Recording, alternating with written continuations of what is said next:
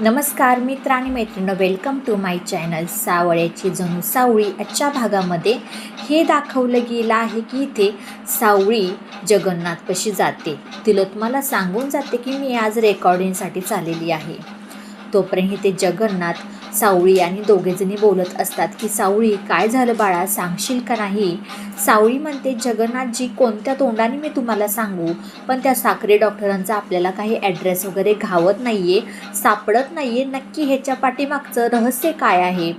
तिलोत्मा मॅडमला भैरवी नक्की कोणत्या कारणावरून ब्लॅकमेल करते हे आपल्याला शोधायचं आहे. तोपर्यंत तिथे अलकाई येते. अलका म्हणते, अहो तुम्हाला पोर आपली काय म्हणते कळतंय का?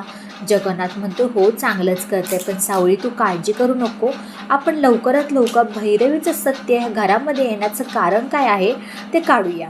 तोपर्यंत इकडे चंद्रकांत तिलोत्मा रूममध्ये असतात. अनामिका येते, म्हणते, मॅडम मी आतमध्ये येऊ का? तो पण चंद्रकांत म्हणतो, ये ना अगं, त्यात काय एवढं, बघा मी तुमच्या दोघांसाठी कॉफी आणली आहे. चंद्रकांत म्हणतो, अगं रोज तरी सावळी आणते, आज तू आणली आहेस? तो तिलोत्मा म्हणते, हो सावळी आज रेकॉर्डिंगसाठी गेली आहे. अनामिका म्हणते, हो मॅडम नाही आहेत म्हणून मी आणली आहे. चंद्रकांत म्हणतो, अगं ती आणते आणि तिची जागा काय घेण्याचा प्रयत्न करतेस काय तू? तोपर्यंत अनामिका म्हणते, नाही नाही सर, मी कशी पण मॅडमची जागा घेऊ शकते?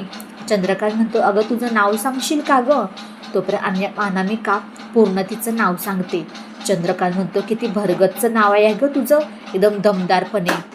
असं काही म्हणता शनी तिलोत्मा म्हणते, बास करता का आता? किती तिची विचारपूस करणार आहात, किती अजून चौकशी करणार आहात? असं काही म्हणता शनी चंद्रकांत आपला शांत बसतो. तोपर्यंत ते सगळ्यांसाठी नाश्ता या अनामिकाने बनवलेला असतो. तोच नाश्ता घेऊन जाते नीलच्या रूममध्ये. नील म्हणतो, तुला कुणी आणायला सांगितला रूममध्ये नाश्ता?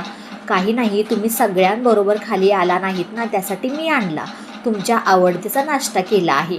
नील म्हणतो, तुला कसं माहीत माझ्या आवडतीचा नाश्ता हा आहे म्हणून? ती म्हणते, हो मला सगळं काही तुमच्याबद्दल माहीत आहे आणि तुम्ही एकटे राहता तेही माहीत आहे. जास्त दिवस काही तुम्ही एकटे राहू शकणार नाही एवढी मी गॅरंटी देते. नील म्हणतो, बास कर तुझं हे पुराण, आणि मला कोणाचंही आपुलकीची, भावनांची, प्रेमाची अजिबात जवळची गरज नाही आहे. आत्तापर्यंत जवळच्या नात्यानेच मला धोका दिला आहे. असं काय म्हणता शनी तिथे नील म्हणतो, नाश्ता ठेवून तू जा इथून, मला कोणाशीही काहीही बोलायचं नाही आहे. अनामिका पटकन आपले तिथे नाश्ता ठेवते, तिथून निघून जाते. तोपर्यंत ते तिलोत्मा भैरवी दोघेजणी नाश्ता करत असतात. भैरवी म्हणते, काय गं तुझी ती सावळी सून कुठे गेली आहे, तुला माहीत आहे का? अगं ती रेकॉर्डिंगसाठी गेली आहे. रेकॉर्डिंग वगैरे तिचं काही नाही आहे, तिचं काही नाही रेकॉर्डिंग, ते साखरे डॉक्टरांबद्दल चौकशी करण्यासाठी गेली आहे. बघ तिलोत्मा, जर आज साखरे डॉक्टरांचं जर सत्य ह्या सावळीपाशी यायचं असलं तर काही खरं नाही बरं का. तुझ्या ह्या घरातून तुझीच हकलपट्टी व्हायला काही वेळ लागणार नाही. बबलू येतो. बबलूला तिलोत्मा विचारते, काय रे बबलू, आज तू सावळीबरोबर गेला नाहीस? पण कुठे, कशाला? आणि सावळी वहिनी कुठे गेले आहेत? अरे रेकॉर्डिंगला. नाही, आज त्यांचं रेकॉर्डिंग वगैरे काही नाही आहे, त्यासाठीच मी तरी घरामध्ये आहे ना. तिलोत्मा म्हणते, बरं ठीक आहे, जातो आता. असं काय म्हणता शनी भैरवी म्हणते, पाहिलंच, ती तुझ्याशी खोटं बोलून गेली आहे.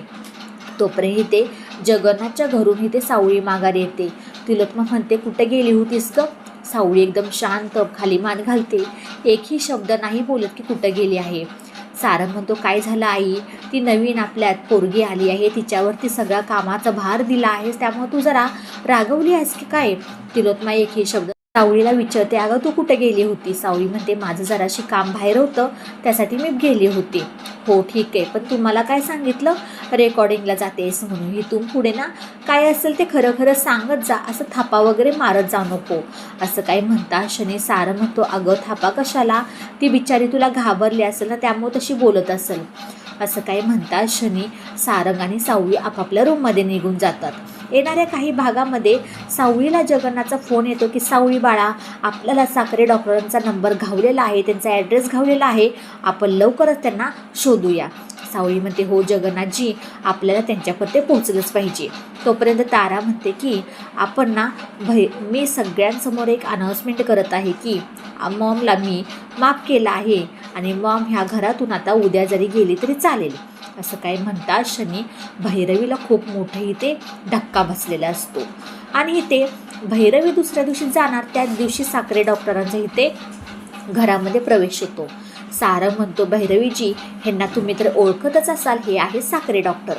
आणि अखेर का तिलोत्मा, चंद्रकांत आणि भैरवीच्या समोर साखरे डॉक्टर तोंड उघडतील का? नक्कीच इथे सत्याचा उलगडा होईल का? नक्की काय होणार काय आहे पाहूयात आपण येणाऱ्या पुढच्या भागामध्ये. व्हिडिओ शेवटपर्यंत पाहिल्याबद्दल खूप सारे मनापासून धन्यवाद. आवडल्यास लाईक, शेअर, सबस्क्राईब करायला अजिबात विसरू नका. चला भेटूया आपण पुढच्या व्हिडिओमध्ये. बाय सगळ्यांना.